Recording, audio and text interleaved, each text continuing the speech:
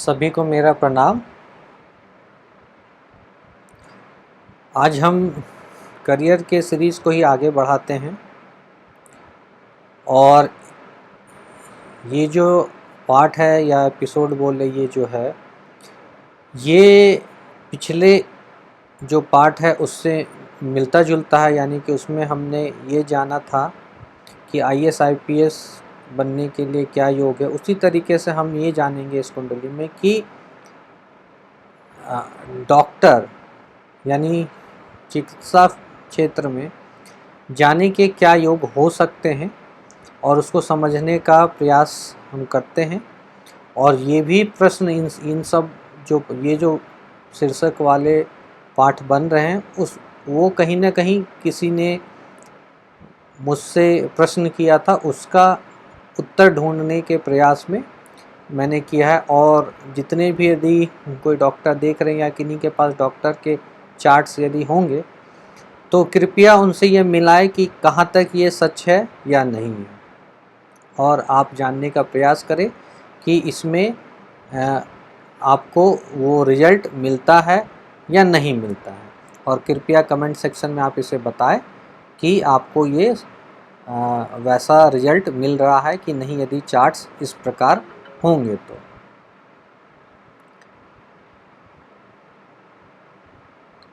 तो सबसे पहले हमें तो ये जानना चाहिए कि डॉक्टर होता क्या है। कहने का मेरा तात्पर्य ये है कि आपको ये समझना होगा कि किन किन भावों से इसका संबंध हो सकता है।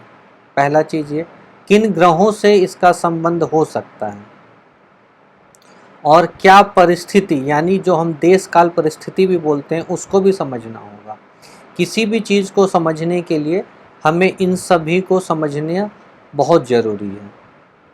यदि आप देश काल परिस्थिति को भी छोड़ देंगे तो कहीं ना कहीं हम भूल कर रहे हैं।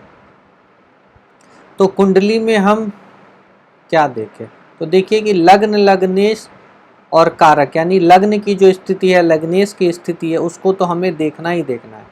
केंद्र त्रिकोण को हमें देखना ही देखना, क्योंकि डॉक्टर जो है, जो चिकित्सक होते हैं, वो हमारे समाज में बहुत ही प्रतिष्ठित लोग होते हैं और उनका कार्य भी बहुत ही जटिल और संवेदनशील के साथ होते होते उसमें ज्ञान की भी बहुत ही अधिकता चाहिए।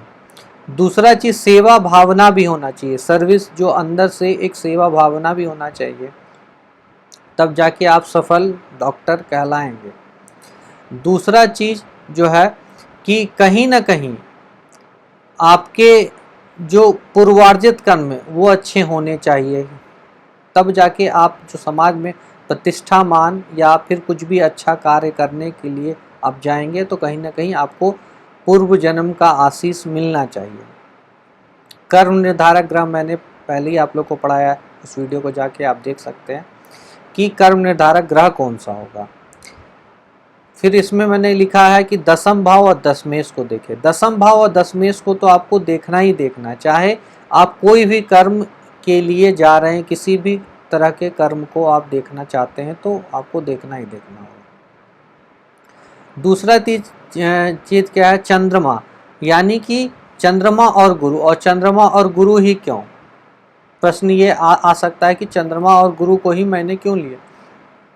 तो सबसे पहले तो बात ये है कि चंद्रमा औषधि कारक है, यानी चंद्रमा को चिकित्सा ज्योतिष में, चिकित्सा शास्त्र में जो है आपको लेना ही लेना पड़ेगा, क्योंकि बिना औषधि का ना कोई रोग का निवारण हो सकता है ना ठीक हो सकता है। गुरु क्यों, गुरु से दो चीज़, एक तो ज्ञान, जो हमारा मेडिकल साइंस है उसमें पढ़ाई की जो अवधि रहती है वो काफ़ी ज़्यादा रहता है, कम से कम 7-8 साल तो मिनिमम, नहीं तो नहीं 10 साल 12 साल भी लोग पढ़ते हैं उसमें। तो उतने समय तक आपको पढ़ने, यानी आपको धैर्यपूर्वक, गुरु आपको धैर्य देगा, गुरु आपको ज्ञान भी देगा, तो दोनों चीज़ रहना ही रहना चाहिए।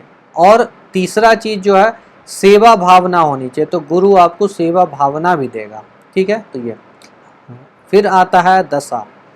दशा यदि अनुकूल नहीं मिलेगी तो तो फल हमें नहीं मिलेगा, या फिर दशा उस समय ना मिले जिस समय हमें उसकी ज़रूरत है, तो भी वो फल मिलने में कठिनाई होगी या फिर नहीं मिल पाएगा। ठीक है। और अंतिम में मैं कहना चाहूँगा देश काल परिस्थिति। वैसे तो देश काल परिस्थिति हमें हर विषय वस्तु में देखना है, लेकिन डॉक्टर बनने में आज के डेट में यदि हम कहें तो क्या हो रहा है कि यदि आप समाज में देखेंगे तो डॉक्टर यदि परिवार है तो उसे डॉक्टरी, जो बच्चों को है उन्हें डॉक्टरी पढ़ाने का प्रयास रहता है कि जो माता पिता हैं वो चाहते हैं कि हमारे जो बेटा बेटी जो भी हों उन्हें किसी तरीके से चिकित्सक हम बना दें। दूसरा चीज़ क्या होता है कि सिर्फ डॉक्टर में नहीं हो रहा, ऐसे कई सारे प्रोफेशन है जिसमें कि जीनियोलॉजी या फिर हम बोले कि वंशवाद चलता है, और मैं इसे सही या गलत नहीं कह रहा हूँ। यहाँ ये आपको देखना होगा कि हाँ कहीं वैसी स्थितियाँ बन रही है तो कुंडली में योग रहे या ना रहे तो भी वहाँ पे वो बनने के चांसेस है। यदि थोड़ा सा भी सपोर्टिव दशा मिल जाए या थोड़ा सा भी कुछ भी कहीं से भी सपोर्ट यदि मिल रहा है तो उस कुंडली मतलब उस जातक जातिका को डॉक्टर बनने में सहायता होगी, या उस कुंडली में आप कह सकते हैं कि हाँ ये डॉक्टर बन सकता है। ठीक है। अब चलिए एग्जाम्पल के थ्रू हम समझते हैं। उदाहरण जब तक हम ना समझे तब तक कहा जाता है ना, प्रैक्टिस जब तक हम ना करेंगे, रियलिटी में जब तक उसको नहीं देखेंगे तब तक हम इसको समझेंगे कैसे। तो उदाहरण के लिए मैंने कुछ उदाहरण लिया, आपको एक एक करके समझाता हूँ। यहाँ पे देख ले, सबसे पहले मैं हमेशा कहता हूँ लग्न को देखें। तो लग्न जो है धनु राशि का है। लग्नेश जो है गुरु चतुर्थ में है, बुध से दृष्ट हैं। और आप यदि इस कुंडली को देखें तो लग्न पे मंगल की भी दृष्टि जा रही है। उसके बाद सूर्य को देख ले, एकादश भाव में राहु केतु अक्ष में है और चंद्रमा से दृष्ट है। उसी तरह मैंने कहा सारे केंद्र त्रिकोण देख ले तो सामान्यतः नवमेश जो है एकादश भाव में गया है, पंचमेश जो है केंद्र में आके सप्तम भाव में गया है। ठीक है। पंचम में चंद्रमा है, सप्तम एकादश नवम में शुक्र है जो लाभेश भी हैं इस कुंडली के लिए। और हाँ हम ये देख ले कि दसम पे क्या प्रभाव है। तो दसम पे गुरु और मंगल का प्रभाव है और बुध वहाँ स्वराशि के स्थित है, यानी दसम भाव भी हमारा काफ़ी बलवान हुआ और उस पर शुभ दृष्टियाँ गुरु की पड़ रही है। साथ ही साथ हम ये भी देखें कि शनि की भी दृष्टि वहाँ पे है, यानी हमें परिश्रम करना होगा, मेहनत करना होगा। दीर्घ काल तक हमें मेहनत उसमें शनि करवाते रहेगा और हम करने से कभी भी पीछे नहीं हटेंगे। दूसरा चीज़ चंद्रमा की स्थिति देख लो तो चंद्रमा पंचम में है जो कि अच्छा है, मेष राशि में वो भी अच्छा है, मित्र राशि में। राहु केतु अक्ष में सूर्य के प्रभाव से थोड़ा सा परेशानी हो सकता है। दूसरा चीज़ षडबल में यदि हम देखें तो गुरु और चंद्रमा षडबल में भी अच्छे पोजीशन में है।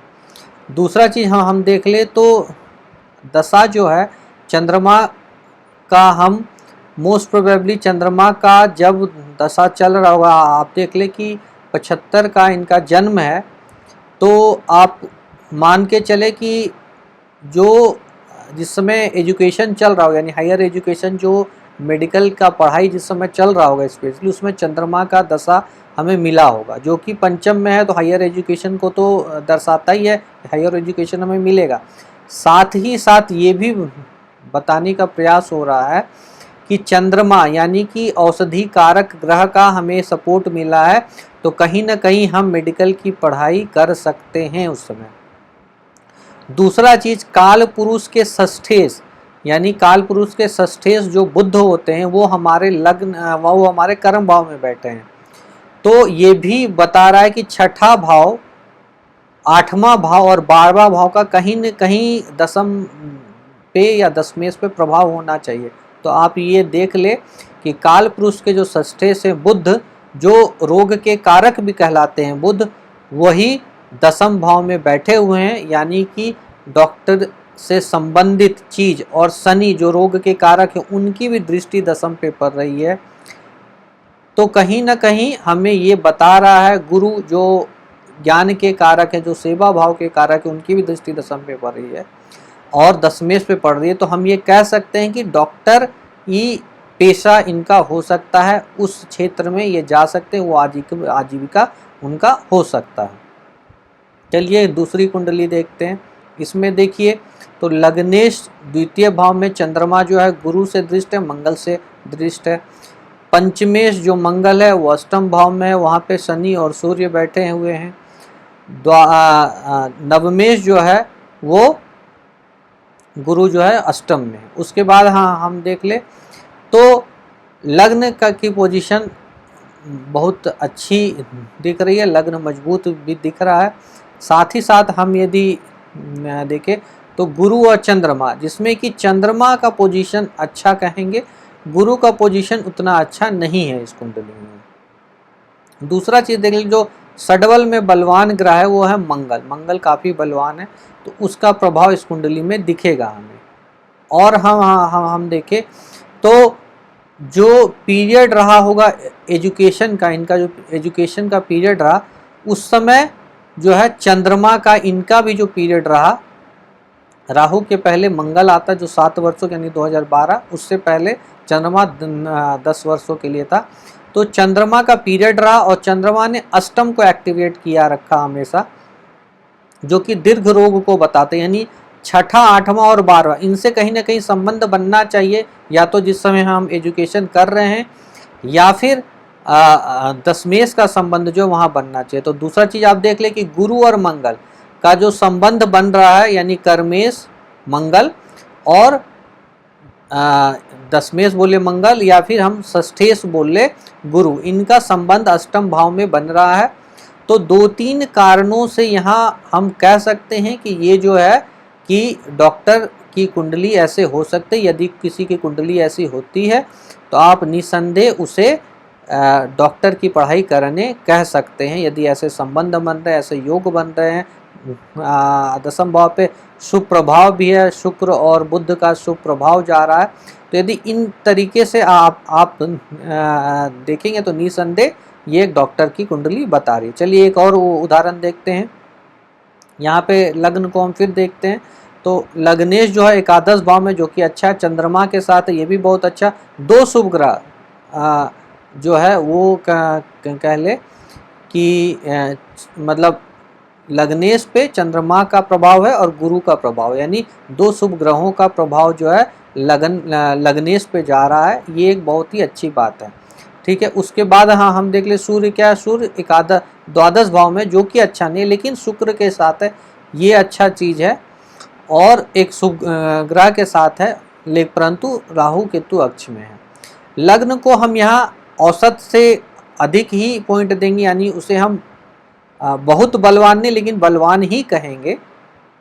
दूसरा चीज हाँ हम ये कहेंगे कि जो दशम भाव है उस पे जो है उसके जो अधिपति हुए, यानी दशमेश जो है सूर्य जो है वो शुक्र के साथ जो द्वादशेश भी हैं उनके साथ जो है द्वादश भाव में है, यानी कहीं ना कहीं फिर से आपको जो है 6, 8, 12 का कॉम्बिनेशन दशम के साथ मिल रहा है, या फिर उस पीरियड में यदि वैसा मिला तो देखिए इसमें क्या होगा कि ये मोस्ट प्रोबेबली जो राहु का पीरियड होगा उसमें इनकी पढ़ाई हुई होगी। देखिए 2014 में गुरु आया, उसके पहले ये 86 बॉर्न है ये, और इनका जो है आप देखेंगे कि राहु के पीरियड में इनकी पढ़ाई हुई होगी। तो फिर वहाँ देखिए कि छठा और 12वां, यानी रोग स्थान और रोग के भोग स्थान, यानी अस्पताल के कारक जो द्वादश भाव रहता है वो है, वहाँ गया हुआ है दशमेश, और द्वादशेश के साथ संबंध भी बन रहा है। तो ये भी कहीं ना कहीं रोग और हॉस्पिटल इसको दर्शा रहा है। तो ये संबंध जो है हमें स्पष्ट रूप से निकल के आ रहा है कि इनका जो है डॉक्टरी पेशा हो सकता है, या आजीविका जो है वो एक चिकित्सक के रूप में, डॉक्टर के रूप में हो सकता है।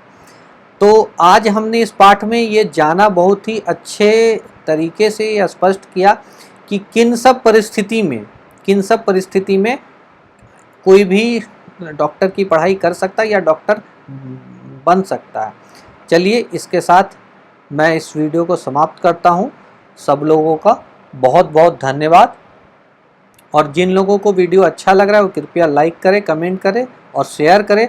साथ ही साथ किन्हीं को यदि ज्योतिष संबंधी कुछ भी चीज़ पढ़ना है, कुछ भी यदि कुंडली विश्लेषण करवानी हो, कोई मुहूर्त यदि जानना हो, तो आप बिल्कुल ही नीचे दिए गए नंबरों पे, मेल आईडी पे, यूट्यूब पे कमेंट करें और संपर्क करें और आपको पूर्णतः उसका जवाब मिलेगा। पुनः सब लोगों को फिर से धन्यवाद और इस ज्योतिष के यात्रा को आप आगे बढ़ाने में मेरा पूर्ण सहयोग करें। मैं आशा करता हूँ। सब लोगों का धन्यवाद।